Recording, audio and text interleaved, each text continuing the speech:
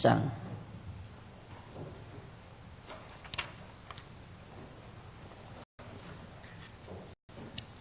맞죠? 신명기 8장 1절. 내가 오늘날 명하는 모든 명령을 너희는 지켜 행하라. 그리하면 너희가 살고 번성하고 여호와께서 너희의 열조에게 맹세하신 땅에 들어가서 그것을 얻으리라. 네 하나님 여호와께서 이 40년 동안에 너로 광야의 길을 걷게 하신 것을 기억하라. 이는 너를 낮추시며 늘 시험하사 네 마음이 어떤지 그 명령을 지키는지 아니 지키는지 알려 하심이라. 너를 낮추시며 너로 누리게 하시며 또 너도 알지 못하며 네 열조도 알지 못하던 만나를 네게 먹이신 것은 사람이 떡으로만 사는 것이 아니요 여호와의 입에서 나오는 모든 말씀으로 사는 줄을 너로 알게 하려 하심이라. 이 40년 동안에 네 의복이 헤어지지 아니하였고 네 발이 부르지 아니하였느니라. 너는 사람이 아들을 징계함 같이 네 하나님 여호와께서 너를 징계하시는 줄 마음에 생각하고 네 하나님 여호와의 명령을 지켜 그 도를 행하며 그를 경외할지라. 6절까지 봉독해 드렸습니다. 이제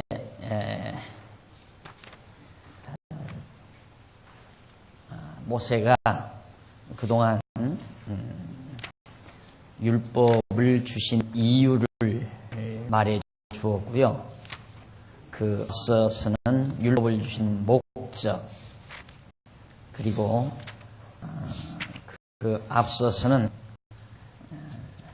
바로 십계명의 내용 등 5장에서 지금 우리가 5장부터 살펴보거든요. 5장은 십계명, 하나님이 주신 십계명의 내용을 언급했고요. 그 다음 내려가서 십계명을 주신 목적을 밝혀주었고요. 그리고 율법을 지켜야 될 이유를 7장에서 내주었습니다. 그리고는 오늘 이제 배울 8장에서는 바로 백성이 삼가할 일, 이제 결론과 같은 거죠. 교훈이 담겨 있다고 생각해도 됩니다. 또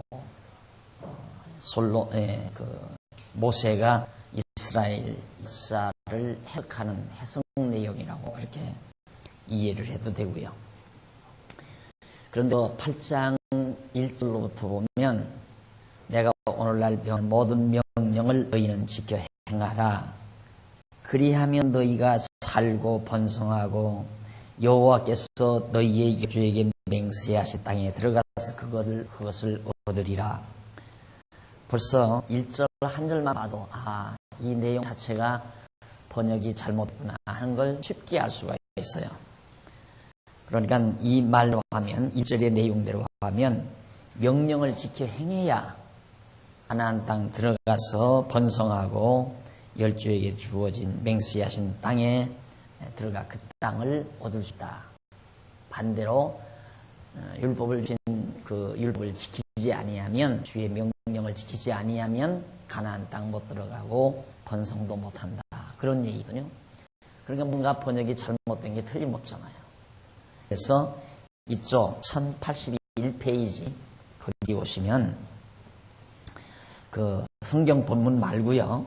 그 본문은 모세 이스라엘 자손에게 여호와께서 광야의 길을 걷게 하신 목적을 밝혀주신다. 왜 하나님께서 이스라엘 백성으로 하여금 광야 40년 동안 걷게 하셨는가. 그 이유, 목적을 밝혀주시는데, 모세는 이스라엘 자손에게 모든 명령을 너희는 지켜 행하라. 그리하면 너희가 살고 번성하고 여호와께서 너희의 열조에게 맹세하신 땅에 들어가서 그것을 얻으리라 라고 그렇게 했다고 그러죠. 그런데 이 내용에서 소속사, 조건문 접속사, 하면이라는 말, 거듭 문제가 또 되죠.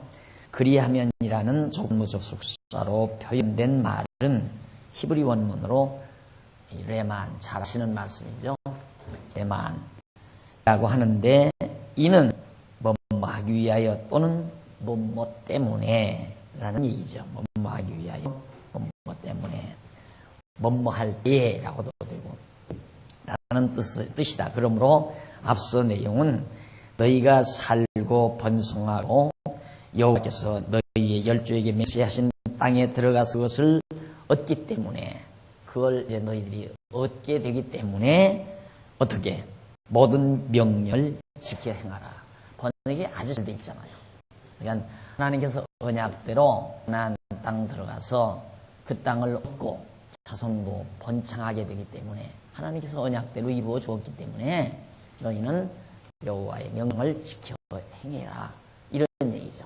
전혀 감각이 다르잖아요. 아까는 이 우리말 성경 잘못된 번역 내용대로라면 명령을 지켜 행해야 가나안 땅 들어간다는 내용이고, 원문대로, 히브리 원문대로 바르게 번역한 내용은 하나님께서 언약대로 아무런 조건 없이 언약대로 가나안 땅 들어가게 해주셨기 때문에 너희들은 들어가서 주의 명령, 여호와의 명령을 지켜 행하라, 이런 얘기예요. 그러니까 율법을 행하는 것이 조건이 아니고 결과라는 것. 그러니까 하나님께서 우리를 세상에서 잘 해주었으니까 하나님 말씀 잘 들어야지 않느냐, 이 얘기예요.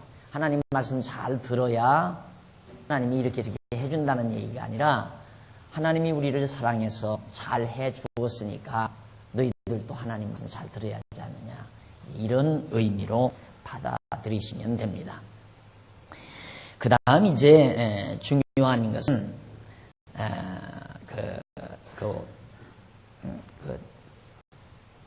어디서 보시면 되느냐면 밑에서부터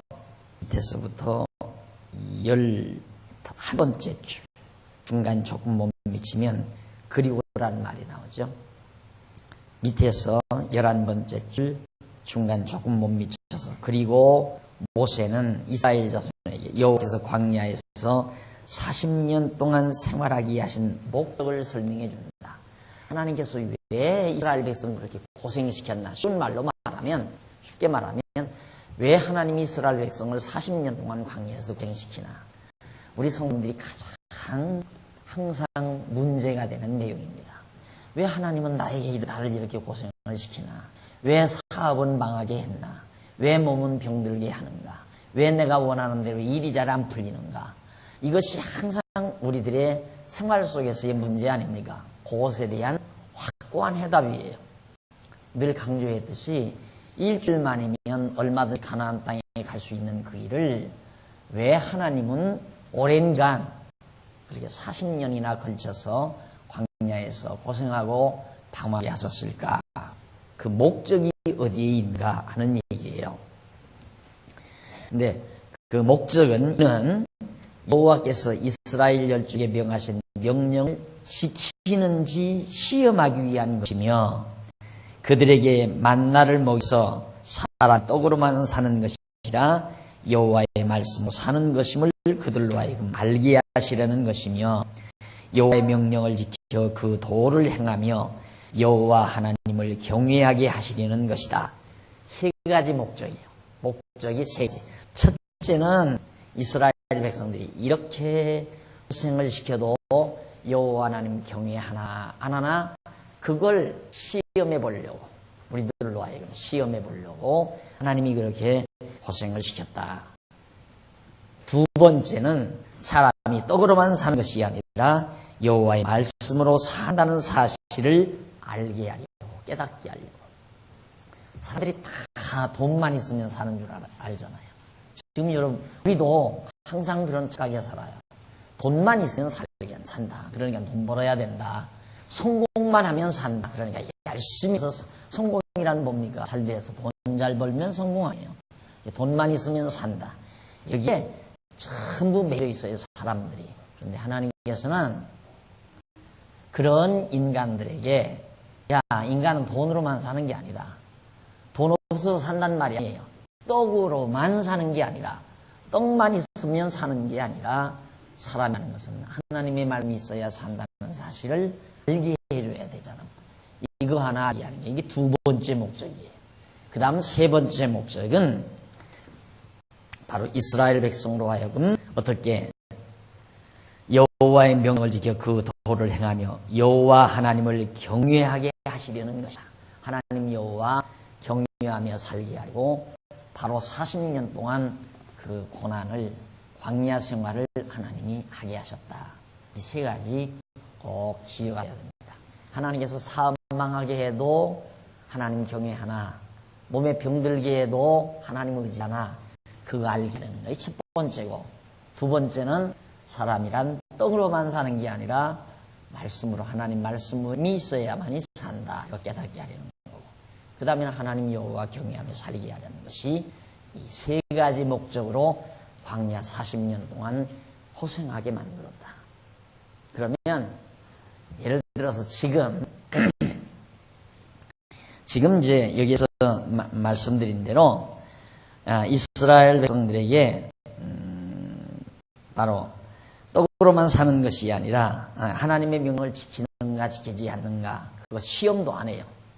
그러니까 하나님 안 믿는데 하나님을 경외하고 사는 사람도 아닌데 일이 잘 돌아가요. 근데 우리를 그건 복이라고 생각하잖아요. 하나님을 전혀 경외하지 않고 사는 사람인데 신앙도 없이 사는 사람인데 잘 돼요. 자녀들도 공부 잘해서 좋은 대학에 탁탁 가고 사업도 잘 돼서 잘 일어나고 돈도 잘 벌고 복이죠. 우리가 볼 때는 얼른 복이에요. 그건 하나님이 지금 시험을 안 하는 거예요. 하나님을 경외하나 안 하나 시험. 왜? 관심이 없으니까. 그 다음 떡만 있으면 산다는데 떡이 풍성해요. 먹을 게 풍성해요. 다시 말해서 재물이 넉넉하다 이 말이에요. 그러니까 그 사람은 하나님의 입으로 나오는 말씀으로 사는 걸 전혀 배울 기회가 없죠. 배우려고 하지도 않아요.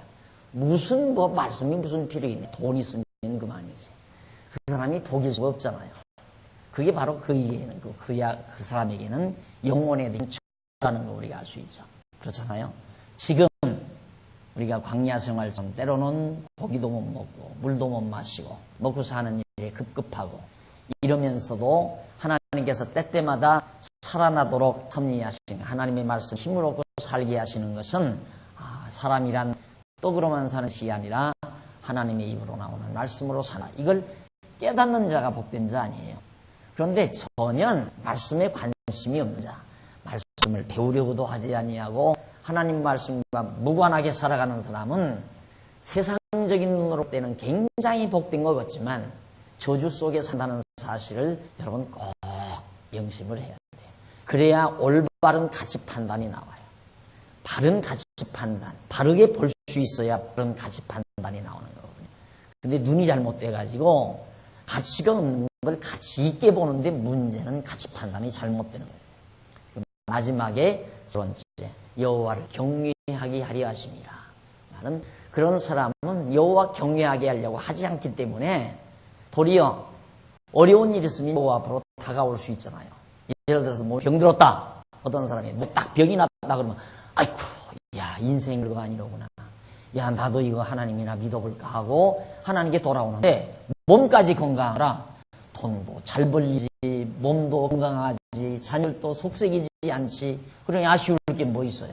그러니까 전혀 하나님 찾을 생각을 하지 않죠. 그게 바로 도주라고 말이에요. 근데 우리는 그걸 복이라고 생각하잖아요. 그렇네. 아이고 그래도 그게 잘 됐으면 좋겠다. 지금 그러고 듣죠 여러분.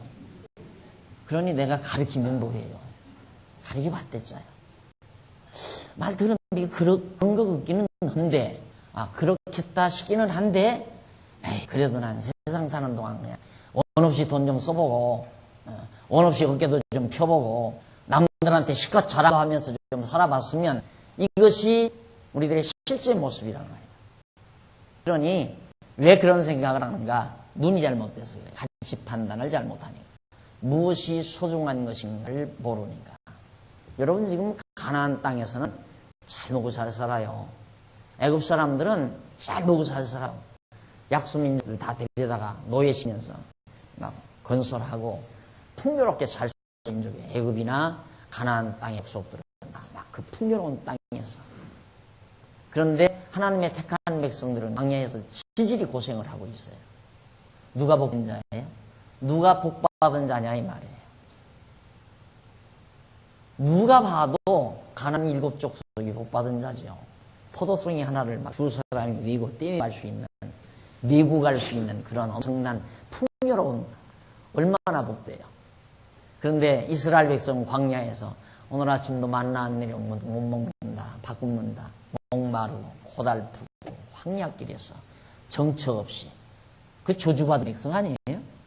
누가 보아도 그러죠. 여기서 이제 공부할 때는 거듭 말씀 공부할 때는 그렇다 하다가도 막상 집에 가서 이런 거 불편하고 저런 거 불편하고 남의 새방으로 기어들어가고 그러다 보면 자기 삶이 초라하고 정말 고달프고 그럴 때 속상하고 해석이 안 되어 절망하고 그게 없어질 때까지 공부를 하세요. 그게 없어질 때까지. 하나님이 새집 살기는 산다. 하나님 사업 다 망하게 하면 망한다. 깨끗이 망한다. 하나님이 날 잡아 돌리시면 10번이라도 돌 수밖에 없는 인간이다.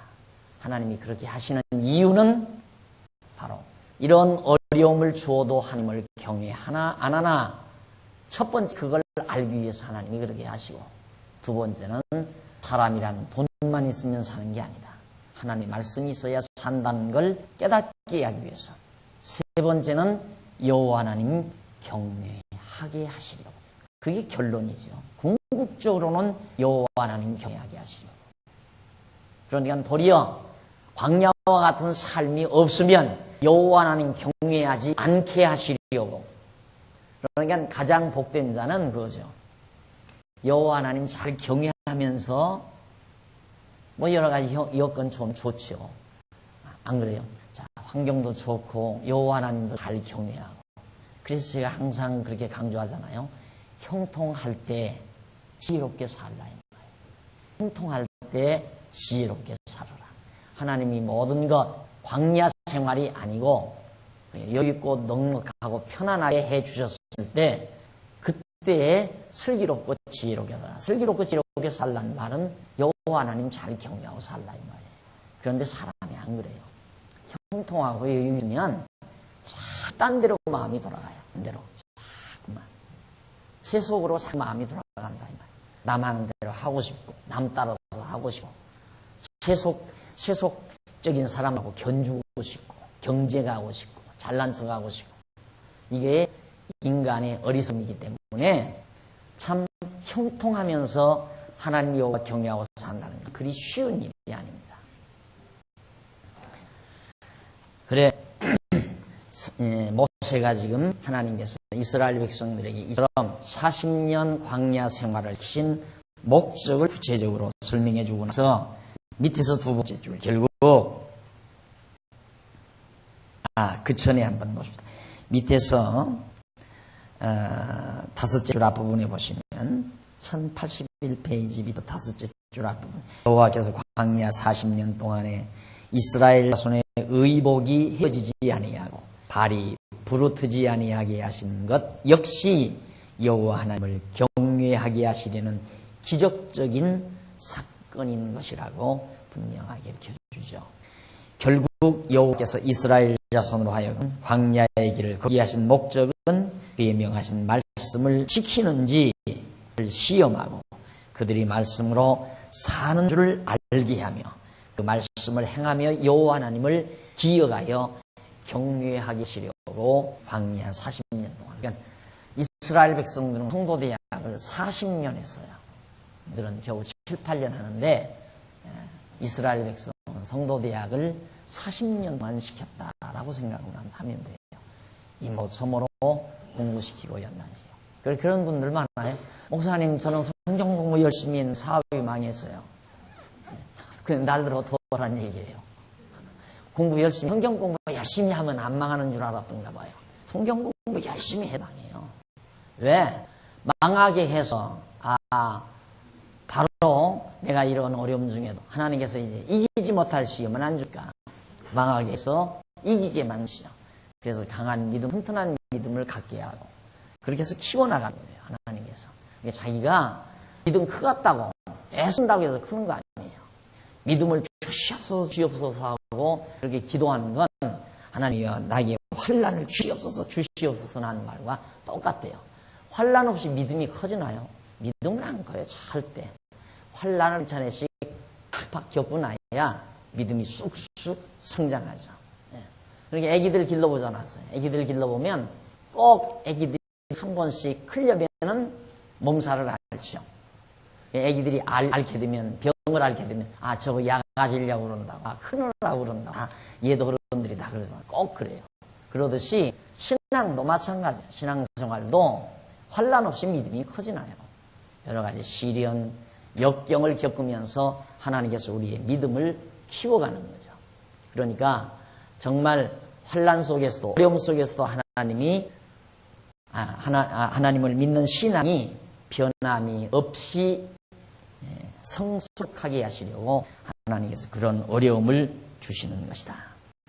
1000페이지 8장 7절로 10절에 보면 아름다운 땅에 이르게 하심으로 찬송케 된다고 예언을 해줘요. 이제 너희들이 지금은 이렇게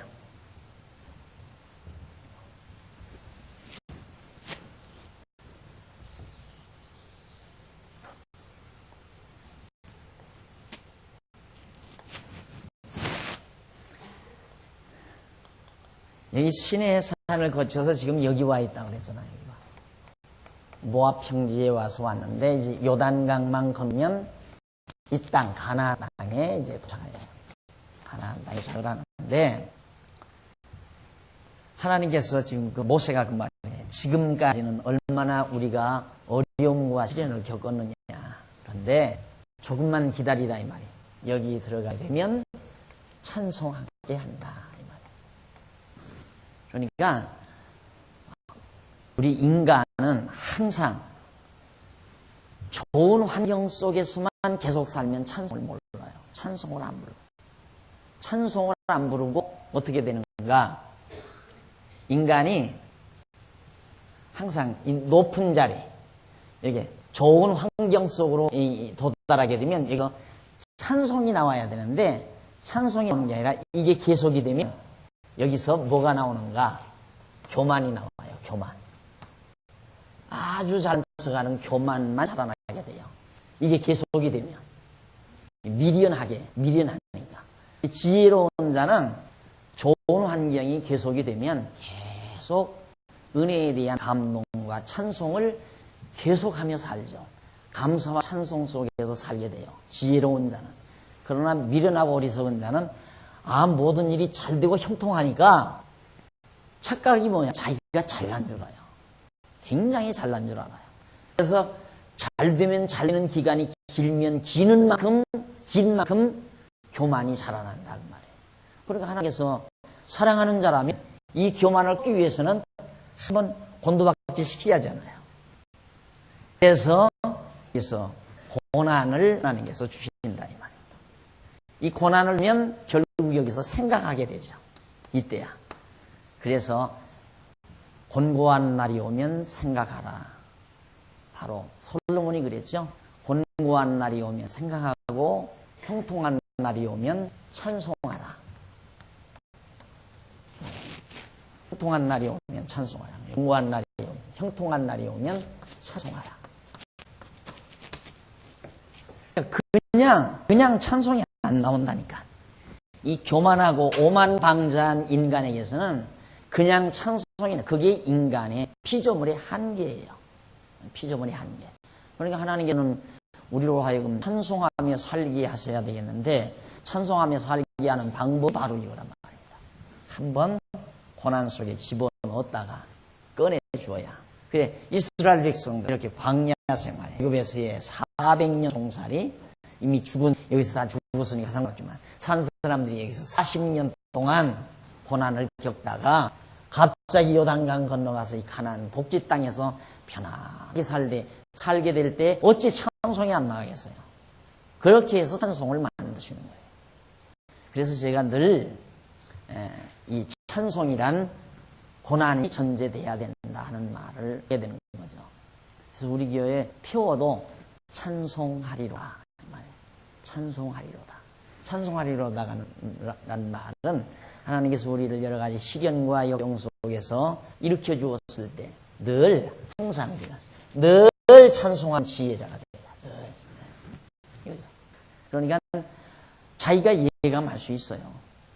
다 어려운 일이 없고 형통한데 벌써 자기에게서 감사도 사라지고 찬송도 사라지고 뭔가 짜증난 생각이 자꾸 들고 뭐 새로운 거 없나 스릴 있는 거 없나 이런 정도로 생각이 돌아가면 아 내가 이거 위험한 상황 속으로 빠져드는구나. 그러질 않고 내가 항상 변함없는 믿음으로 감사와 찬송이 마음속에 늘 찾아져 있으면 안전한 거죠. 그게 지혜자고 안전한 것이죠. 하나님께서는 찬송하게 하는 방법이 시련을 겪게 했다가 시련 속에서 꺼내질 때 찬송하게 한다. 7절 보십시다. 네 하나님 여호와께서 너를 아름다운 땅에 이르게 하시나니 그곳은 골짜기에든지 산지에든지 시내와 분천과 샘이 흐르고 밀과 보리의 소산지요 포도와 무화과 석류의 감람들의 나무와 꿀의 소산지라. 풍성하잖아요. 너의 먹는 식물에 결핍함이 없고 내게 아무 부족함이 없는 땅이며 그 땅은 돌은 철이요 산에서는 동을 캘 것이라. 네가 먹어서 배불리고 네 하나님 여호와께서 옥고로 네게 주심을 인하여 그를 찬송하리라. 자, 똑같은 땅에서 사는 가나안 족속, 똑같은 땅에 들어와서 사는 이스라엘. 자, 한번 가만히 보세요. 똑같은 가나안 땅이에요. 이스라엘 백성들이 들어가기 전에 7족속들이 여기를 살아요. 그런데 이 족속들을 내보내고 하나님께서 이스라엘을 들여다보내요. 그런데 무슨 차이가 나겠나? 어떤 차이가 있는가? 이들이 이 땅에서 살 때 복된 삶이었는가? 복된 삶이 아니잖아. 이들은 이런 고난이 없어요. 고난이 없으니까 여기서 자기들의 힘으로 자기들의 능력으로 된 줄 알고 아주 오만방자하게 하나님을 거역하고 사는 민족이에요. 그래서 불행한 민족이에요. 불행한 민족. 그러나 똑같은 환경, 똑같은 땅인데 이스라엘 백성들이 들어갈 때는 그게 찬송의 요인이 된다. 무엇 때문에? 이 고난이라고 하는 게 전제되니까. 그러니까 여러분 환경 탓하면 안 돼요. 나도 이렇게만 해주면 나는 이렇게 하겠다. 환경은 똑같아도 문제는 하나님 여호와 경외하는 걸 배웠느냐 안 배웠느냐에 따라서 차이가 있는 거예요. 하나님 여호와 경외하기를 40년 동안 공부한 백성에게는 이 땅이 복 땅이고 찬송을 부르는 땅이지만 그냥 땅에서 계속해서 살고 있는 간 칠족족들은 저주받은 민족들이라 이 말이에요. 하나님 찬양할 줄도 모르고 오만하고 오만방자하고 저주받은 민족. 그러니까 여러분 항상 가치 판단을 내면을 통해서 가치 판단을 해요. 그 전후 내면 상황을 보고 야 저건 참 좋겠다. 이건 참 나쁘겠다. 이건 어리석은 판단이죠. 내면을 봐야 돼요. 가나안 땅 똑같은 가나안 땅 문제인데 일에게는 저주요 일에게는 복이다 그 말이에요. 왜? 하나님 여호와 경외하기 배웠으니까. 여호와 경외하지 않고 여호와 경외하기를 배우지 아닌 자가 좋은 환경에서 사는 건 10번도 1000번도 그건 저주예요. 여호와 하나님 경외하기를 배운 자가 좋은 환경에서 사는 건 그게 복이지만 여호와 하나님을 경외하지 아니하는 자가 경외하기를 배우지 아니하는 자가 좋은 환경에 산다는 건 점점 더 여호와를 멀리 떠나갈 수 있게 만들어주는 여호와를 전혀 피하지 않게 만들어주는 그게 바로 저주라 말이에요. 그럼 복은 어떻게 되는가? 복이라면 그게 다 망해버려야 돼요. 폭삭 망해야 돌아오니까 하나님 앞으로. 그러니까 안 망한다는 하나님 앞으로 안 돌아오게 한다는 얘기예요. 하나님께서 돌아오게 하려면 망하게 한다. 이스라엘 백성 역시 이 고난의 역사를 통하여 하나님 여호와 경외하게 배우게 한 다음 이 좋은 환경 주잖아요. 그러니까 복보다 복이 안 된다고 하는 것은 환경에 있는 게 아니라 내가 그동안 어떻게 살아왔느냐에 있는 거예요. 내가 하나님 여호와 경외하며 살아왔는가, 여호와 경외하기를 배우지 않고 살아왔는가에 따라서 복이 되고 저주가 되는 것이다. 다음 한번 거기 보십시다. 그러므로 찬송은 은혜의 조건이 아니라 은혜의 결과인 것이다. 그랬죠. 밑에 그 성경 구절 말고 1082페이지 성경 구절 말고 밑서 네 번째 줄 끝부분에 보면 그러므로 찬송은 은혜의 조건이 아니다. 찬송을 불러야 은혜 받는 게 아니다. 요즘 신비주의다. 찬송 열심히 부르면 하나님께서 은혜 충만히 준다고 하잖아요. 그게 얼마나 어리석은 소리입니까? 찬송이 뭔지를 모르니까 그 짓을 하거든요. 그건 막 찬송을 열심히 부르게 해서 인간의 감정을 흥분시켜가지고 그것이 바로 흥분된 감정이 은혜라고, 그것이 은혜의 감동이라고 착각을 일으키게 만드는 수법이에요. 찬송이란 절대 은혜 받는 조건이 아니에요. 은혜 받은 결과예요. 하나님의 은총을 깨달은 결과로 나오는 찬송이지 은혜 받기 위한 조건이 절대 아니다. 찬송이란. 그래서 여호와 하나님께 찬송을 하여야 은혜를 주는 것이 아니라 여호와 하나님께서 은혜를 주셨기 때문에 찬송을 하게 된다는 말이다. 오늘 아마 여러분들 실제 우리들의 신앙생활의 삶 속에서 굉장히 중요한 해답을 얻을 수 있는 일기를 여러분들이 지금 획득하고 계시는 겁니다. 실제 우리의 삶, 항상 나한테 적용, 우리는 어떻게 살아야 됩니까? 왜 이런지 부딪혀옵니까? 나는 어떻게 해야 됩니까? 하고 실제 답답해서 묻는 분들이 많은데 물어볼 거 하나 없어서 성경이 그대로 다 있어요. 그러니까 지혜롭고 지혜롭게 사는 것과 미련하게 사는 것에 근본 차이점이 어디 있는가도 쉽게 분석할 수 있는 거고, 정말 우리가 하나님께서 어느 것이 행복한 삶인가도 아셔야 된다 이 말이다. 사람이 보기에는 참 아프지요. 사업 망해가지고 여러 사람한테 천대받고 멸시받고 그러며 산다는 것이 얼마나 마음 아픈 일입니까? 그렇지만 정말 하나님의 택한 백성이라면 거기가 바로 복된 자리예요. 그러나 그런 것도 없이 하나님 경외하는 일도 없이 모든 일이 잘 되고 형통하게 잘 되고 힘이 생기고 모든 사람으로부터 부러움을 받고 이렇게 사는 게 굉장히 이것이 복된 것으로 아는 건 좀 미련한 시각을 가지고 있기 때문에 그 복된 게 아니에요. 그 말씀은 점점 하나님과는 거리가 멀어져가는 삶이라는 거, 멀어져 가게 만들어 놓는 삶이라는 거. 왜? 성경에 있잖아요. 재물과 하나님, 여기서 인간이 여기서 재물도 섬기고 하나님도 섬기고 할 수 없다고 말해요. 재물도 섬기고 하나님도 섬길 수가 없어요. 왜? 그만큼 재물이 마력이 있어요. 사람을 잡아 끄는 마력. 그래서 그쪽으로 자꾸만, 그래야 이쪽으로 따라가서 하나님 앞으로 안 오니까. 그래서 하나님께서 하나님 앞으로 안 오게 만드시는 방법, 하나님 모르는 자에게 돈 잘 벌리게 하는 것이 하나님과 멀어져 가게 만드는 방법이라는 거예요. 하나님과 경외하는 자의 재물은 아름답고 좋은 것입니다. 하지만 하나님을 모르는 자에게서는 그것이 바로 저주고 하나님을 가까이 못하게 하는 무서운 하나님의 저주의 요소라는 것을 기억하고 사서야 돼요. 재물에 너무 애쓰고 살지 말아요. 그런다고 해서 재물이 내 몸에 안 온 거 아니고 올 것 다 오게 돼 있고 먹고 입을 것 다 하나님께서 주시도록 돼 있는 거니까 인간들이 미련하게 하나님을 잊으면서까지, 하나님을 멀리하면서까지,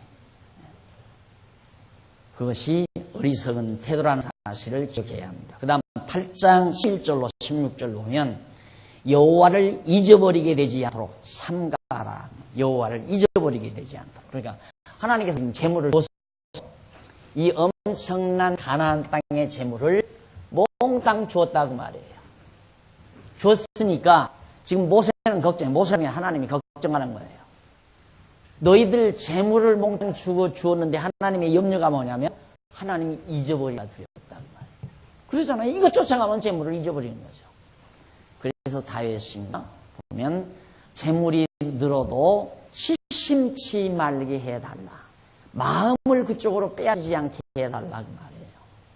그러니까 거듭 늘 제가 강조하지만 사람이란 따라가면 안 돼요. 재물을 따르면 안 돼요. 따라가면. 하나님을 향해서 가면 재물이 나를 뒤쫓아와야 돼요. 뒤 이렇게 따라와야 된다. 틀림없죠? 그러니까 이 강의를 아마 초등학생들에게 해주면 초등학생들이 이런 얘기를 할 거예요. 목사님 평생 안 잊어버릴 것 같아요. 그 말 할 것 같아요. 근데 이거는 또 평생 동안 또 잊어버릴지 몰라. 그러니까 또 재수를 또 해야죠. 이 그림 꼭 기억하고 있어요. 하나님, 재물, 나. 내가 재물을 쫓으면 하나님을 멀리하는 거. 하나님이 따라가지는 않아요. 그럴 거 아니에요? 내가 하나님을 따르면 재물은 내 뒤를 따라오는 거고. 그래서 모세를 통하여 야, 내가 지금 너희들에게 그 산골짜기마다 금이 가득하고 은이 가득하고 먹을 것이 풍성하고 곡식이 풍성한 그 아름다운 땅에 가서 먹고 잘 먹고 잘 살게 될 텐데 염려컨대 나 잊어버릴까 두렵다. 그 말이에요. 한번 읽어보실까요? 내가 오늘날 네게 명하는 여호와의 명령과 법도와 규례를 지키지 아니하고 11절 아니야 내 하나님 여호와를 잊어버리게 되지 않도록 삼갈지어다. 조심하라 그 말이에요. 12절 네가 먹어서 배불리고 아름다운 집을 짓고 거하게 되며 또 네 위양이 번성하며 새끼 잘난 가축들이 네 은금이 증식되며 네 소유가 다 풍성하게 될 그때에 큰 부부가 됐을 때에 두렵다 그 말이에요. 조심하라 이 말이에요. 두렵건대 왜? 내 마음이 교만하여 네 하나님 여호와를 잊어버릴까 하노라.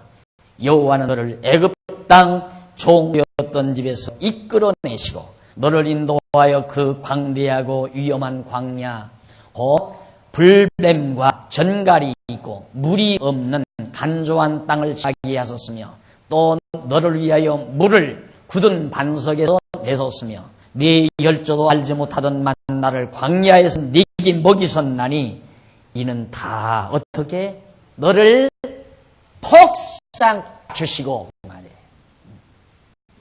왜 광야 생활을 왜 시켰는가? 너를 팍 낮추시고 그 다음 너를 시험하사 마침내 어제 네게 복을 줘. 광야 생활을 거친 다음 받은 복이 진짜 복이다. 이걸 거치지 아니한 복은 복이 아니라 저주다. 여호와 하나님 경외하기를 배우고 나서 받은 복이 그것이 진짜 복이지. 이 사람들은 여호와 하나님 경외하기 이전에 받은 복이 가나안 땅. 이들에게 복이 아니에요. 저주지. 이들에게는. 그러나 이스라엘 백성에게는 광야에서 40년 동안 여호와 하나님 경외하기를 공부한 다음 받은 땅이기 때문에 그것이 진짜 복이었다. 그 말이에요. 너를 낮추시며 너를 시험하사 마침내 내게 복을 주려 하시니라. 하나님 계획이 있어요. 그래서 제가 늘 그러잖아요. 어제도 총회를 다녀왔지만은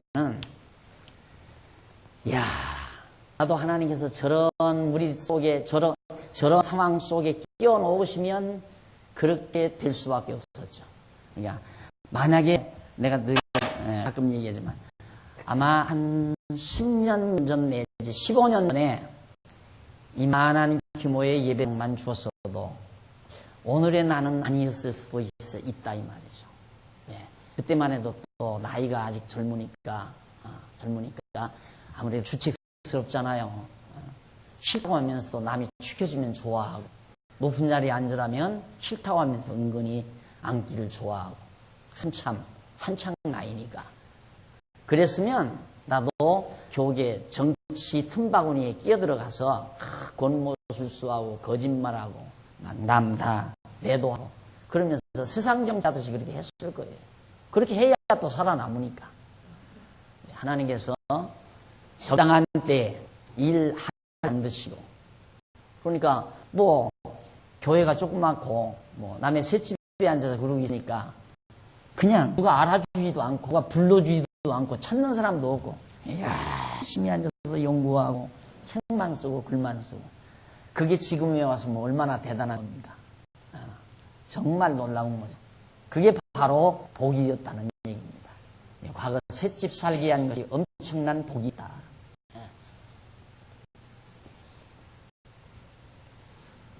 예, 하나님께서처럼 낮추신 다음에 주는 복이라 진짜 복이다. 하나님이 나를 낮추신 다음에 준 복, 그것이 바로 진짜 하나님이 계획했던 아름다운 복. 근데 그 복을 받고도 또 일로로 가지 말라. 염려스럽다 이 말이에요. 내가 그만큼 가르치고 훈련시켜서 복을 줄 건데 그때 가서 내가 나를 거역하고 또 교만하여 그럴까 봐서 염려한다. 그런 뜻입니다. 응? 그죠? 네. 그래서 거기 네 그러면서 이 12절 네가 먹어서 배불리고 아름다운 집을 짓고 거하게 되며 좀 맞아요.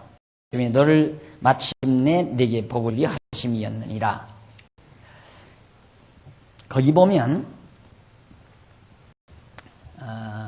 본문 성구절 말고 본문에 보면 두 번째 중간에 모세는 이스라엘 자손에게 내가 오늘날 네게 명하는 여호와의 명령과 법도와 규례를 지키지 아니하고 네 하나님 여호와를 잊어버리게 되지 않도록 삼갈지어다라고 그렇게 했는데, 그런데 이 내용 가운데 아니하고라는 말은 잘못된 법으로서 히브리 원문으로 레비레티란 말이에요. 레비레티라고 하는데 이는 아니기 때문에 라는 의미를 가진 말이다. 그러므로 앞서 내용은 여호와의 명령과 법과 규례를 지키지 아니함으로 여호와 하나님을 잊어버리지 않도록 삼가라는 뜻이다.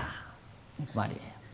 아니기 때문에, 그런 의미가 있기 때문에 다시 번역을 하면 여호와의 명령과 법도와 규례를 지키지 아니함으로, 아니하기 때문에 그 말이에요.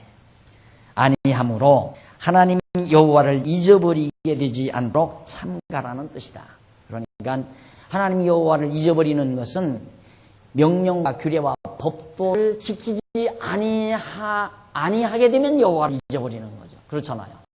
법도대로 성전 짓고 여호와 이름 두신 언약을 갖다 놨다 성전에 모셔놓고 계속 날마다 제사 드리고 규례 따라 율례 따라 법도 따라 제사 드리고 하면 여호와는 잊어버릴 이유가 없죠. 그런데 그렇게 아니하면, 그 율례와 법도와 규례를 지키지 아니하면 하나님 여호와 싹 다 잊어버리는 거죠. 여러분들도 만약에 뭐 성도대학 안 나오고 교회도 안 나오고 주일날도 안 나오고 나는 뭐 이제 성경 말씀 배우고 다 알고 있으니까 나는 떡 없다. 그리고 교회 안 나오는 사람이 있거든요.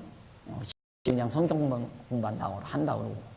그러면서 점점 교회에 멀어지다가 보면 점점 이제 세속과 더불어 물들어가는 거예요. 그러다 보면 어느 순간 보면 자기가 깊이 세속에 빠져 들어와 있는 것을 그때야 발견하게 되죠. 늘 같이 믿는 것, 아는 것, 성도들이 함께 모여서 친교를 나누고 또 이렇게 모여서 다시 여호와의 이름을 다시 기억게 만들어주고, 이런 과정을 통하여 우리가 여호와 하나님을 잊어버리지 않고 살지만, 뭐 교회도 없고 교회도 안 다니고 말씀도 듣지 않고 성경 공부도 안 해버리면 점점 이 두뇌라고 하는 것은 자기가 노력 안 해도 계속 세속적인 것이 들어와요. 그 정보가 어디로? 눈으로 들어오고 귀로 들어오고 촉감으로 들어오고 후각으로 들어오고 미각으로 들어오고 오감을 계속 세속적인 건 끊임없이 정보가 들어와요. 근데 거기에 쇠니 안달 사람이 없어요. 세속적인 건 한시도 눈 감고 잘 때만 빼고는 계속 눈 뜨면 벌써 보이는 것 다. 이것이 계속 나를 웃게 가는데 거기 안 빠져 들어가요. 아침 자고 일어나면 벌써 이웃집, 우아해 아파트, 우아해 가정들, 다 안 믿는 사람들, 안 믿는 친구들, 이런 사람들 분위기 속에 빠져가지고 계속 살아가다 보면 자기도 어느 순간 생각이 그쪽으로 빠져들어가 버리고 만 그쪽으로 빠져들어가야 되겠다. 마음 먹어서 들어가는 게 아니에요. 그러니까 이스라엘 백성에게 하나님께서 지금 모세가 하는 말이 그거예요. 절대 여호와 하나님이 잊어버리지 않기 위해서 율례와 법도와 규례를 지키라 그 말이에요.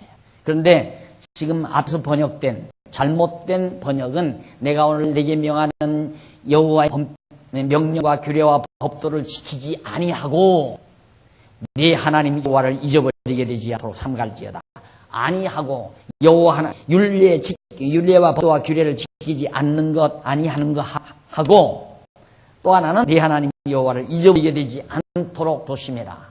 이 두 가지를 조심하라가 아니라 하나예요. 하나.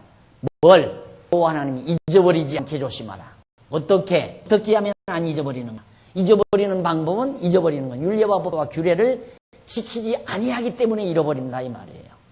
그래서 아까 아니하고란 말 그것은 잘못된 번역이다라는 지적해 드린 것입니다.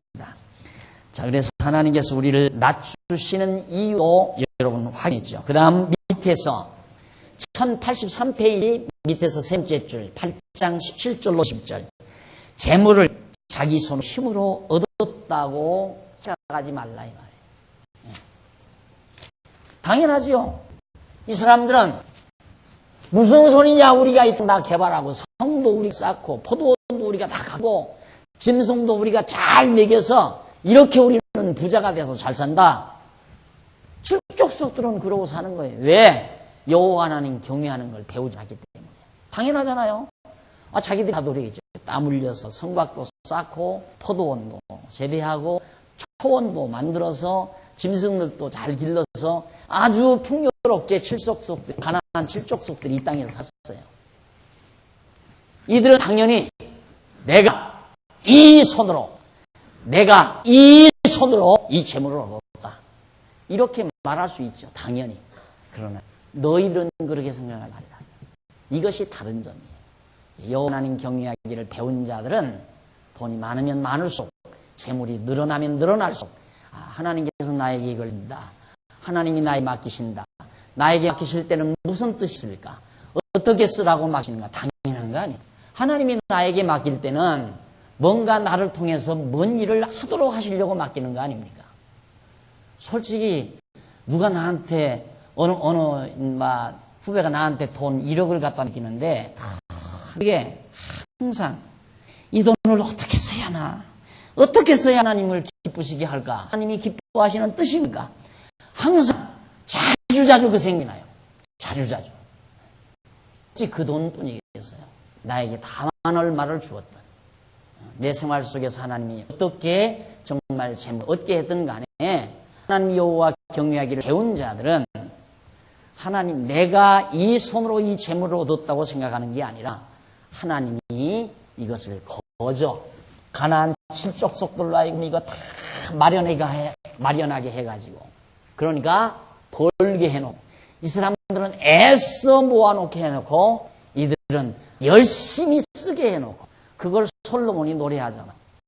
솔로몬이 전도서에서 가만히 세상 보니까 그러더라고요.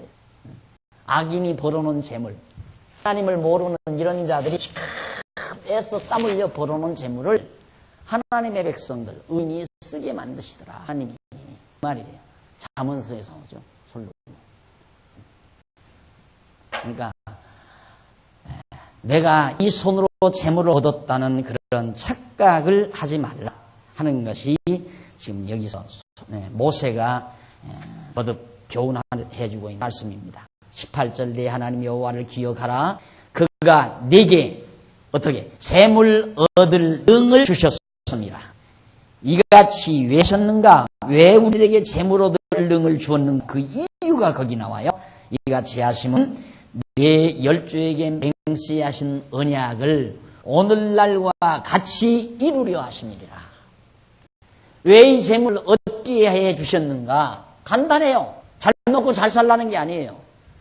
바로 열조에게 하신 언약을 이루어 주려고. 성취해 주려고, 언약 성취해 주려고. 언약을 왜 성취해 주는가? 하나님이 여호와임을 알게 하시려고. 왜 알게 하시는가? 경외하라고, 그 말이에요. 그러니까 하나님이 주신 재물을 누리면서 여호와 하나님 경외하고 산다는 것이 이거다, 이 말. 1등이다, 최고다, 이 말. 많든 적든 간에 있다고 해서 우리가 먹고 마시면서 하나님 여호와 경외하며 사는 것이 가장 최고다. 재물을 왜 줬는가? 여호와는 잘 경외하라고, 그 말이에요. 그러면서 오늘과 같이 이루려 함이라. 19절, 네가 만일, 여기 만일 네 하나님, 네가 만일 네 하나님 여호와를 잊어버리고 다른 신들을 찾아 그들을 섬기며 그들에게 절하면 내가 너희에게 증거하노니 너희가 정령이 멸망할 것이라. 여기서 언어풀이를 제가 안 했는데 여기서 만일이란 말은 하나 써드리게요. 자주 나와서 제가 안 썼어요. 임이란 말이거든요.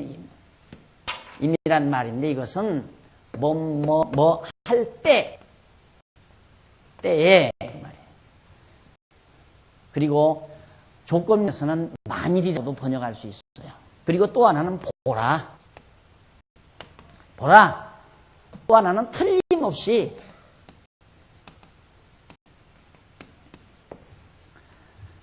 가장 좋은 해석은 틀림없이라는 개념이 들어가야 돼요.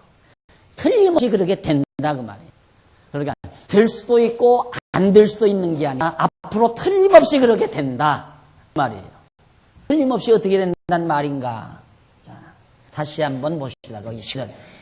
네가 보라, 틀림없이 네 하나님 여호와를 잊어버리고 다른 신들을 쫓아 그들을 섬기며 그들에게 절할 때에 말이에요. 절할 때에 내가 너희에게 증거하노니 너희가 정령이 멸망할 것이라고 말이에요. 우상 섬길 때에 너희들 망한다. 보라, 틀림없이 그렇게 된다. 그럴 때에 그 말이에요. 그러니까 이게 예언이죠. 그대로 되잖아요. 나중에 우상 섬기다가 다 망하잖아. 그래 바벨론에 다 져가고. 하나님께서 모세를 통해서 예언해 주는 말씀이다. 그런데 조건문도 아닌데 조건문 마냥 만일이라고 이렇게 번역을 해가지고 이게 될 수도 있고 안 될 수도 있는 것처럼 그렇게 말해 놓은 거죠. 자, 거기 보면 그 얘기가 나왔는지 모르겠습니다. 한번 본문 읽어보십시다. 본문은 모세가 이스라엘 자손에게 아주 있고요. 20절. 여호와께서 너희 앞에서 멸망시키신 민족들 같이 너희도 멸망하니 이는 너희가 너희 하나님 여호와의 소리를 청종치 아니함이니라. 될 일을 확언하잖아. 그렇게 앞으로 된다. 너희들이 가나안 땅 들어가면, 자, 이게 지금 진짜 하나님이 준다. 그러니 조심해라. 하나님 잊어버리지 않게 조심해라. 일로로 쫓아가면 잊어버린다, 그 말이에요. 그럼 하나님 잊어버리면 뭐 하는가? 우상 섬긴다, 이 말. 우상. 결국 우상 따라간다. 우상 섬길 때 어떻게 하는가? 너희들 멸망시킨다. 그 아예 확정적인 인간이 가는 코스예요. 여호와 하나님 경외하기를 잊어버리게 되면 이 길로 가게끔 되어 있어요. 그래서 또 한 차례 하나님께서 호되게 낮추신 다음 높여서 찬양하게 만들고, 낮추신 다음 높여서 또 찬양하게 만드시고, 그것이 하나님께서 우리를 가르쳐 가시는 교육 방법이다 하는 얘기입니다. 우리들 자녀들 교육 어떻게 시켜요? 때려가지고 울게 만든 다음 끌어안아서 얼러가지고 웃게 만들잖아요. 그렇게 해서 점점 자녀를 귀한 자녀로 길들여가지 않습니까? 가르쳐간다 이 말이에요. 자녀가 말 듣지 않고 잘못 갈 때 호되게 나무라고 호되게 때려서 엉엉 울게 만들죠. 울게 만든 다음 감싸서 얼러주고 위로해 주어서 환하게 웃게 만들어가지고 부모 말씀 잘 순종하는 착한 자녀로 흘러가는 것과 똑같은 일입니다. 하나님께서도 그렇게 우리를 들어가신다는 것. 그래서 여호와께서 너희 앞에서 멸망시키는 민족들 같이 너희도 멸망하리니 이는 너희가 너희 하나님 여호와의 소리를 청치 아니함이니라. 그러면 여기 밑으로 내려와 보면 바로 그 모세는 두 번째 문단에 나오죠. 모세는 이스라엘 자손이 여호와를 잊어버릴까 하여 그들에게 경고를 한다. 이스라엘 자손이 얻은 재물은 여호와께서 그 재물을 얻을 그들에게 주신 것이라는 말이다. 라고 말한다. 인간에게 있어서 여호와께로부터 오지 아니한 것은 아무것도 없다. 인간이 가지고 있는 건강이나 재능 그리고 재물이나 모든 소유는 물론 그 모든 것을 얻을 능이 여호와로부터 온 것이다. 이스라엘 손에게 재물을 얻을 능을 주신 이유는 왜 주셨는가? 그를 열조에게 맹세히 하신 언약을 이루려 한다고 아까 그랬죠. 그러므로 그들은 언약대로 이루어 주신 여호와를 잊어서는 안 된다. 그래서 모세는 그들에게 내 하나님 여호와를 기억하라고 명한다.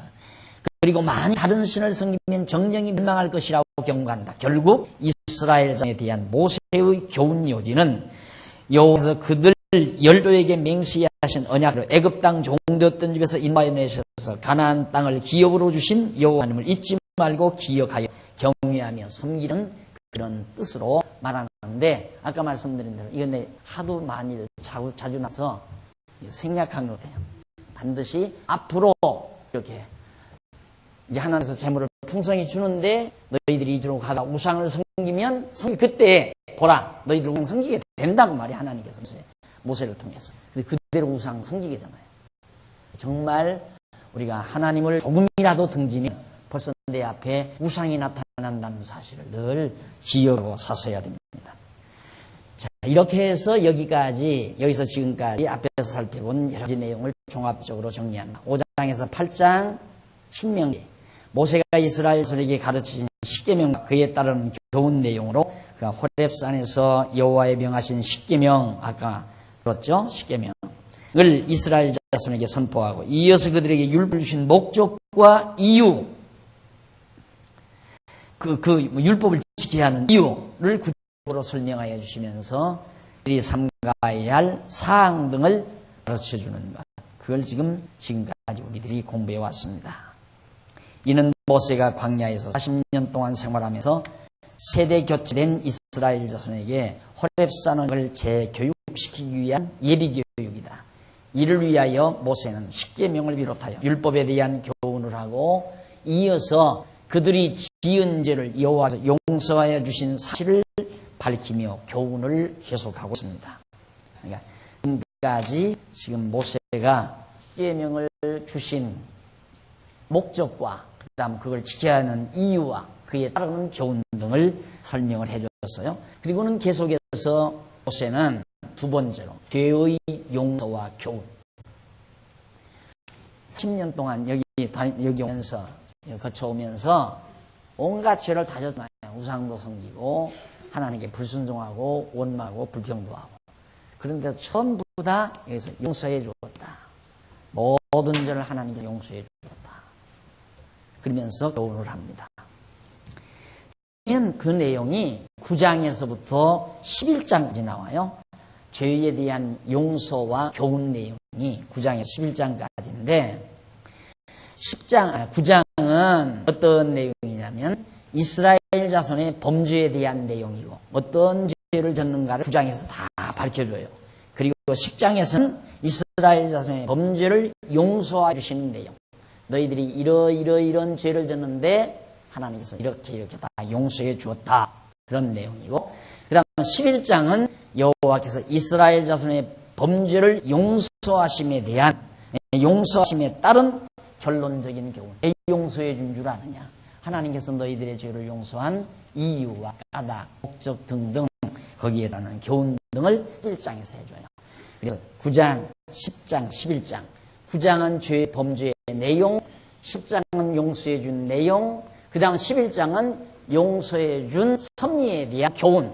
하나님께서 왜 그 죄를 너희들에게 용서해서 그렇게 섭리하셨나 하는 등에 대해서 밝혀주고 있습니다.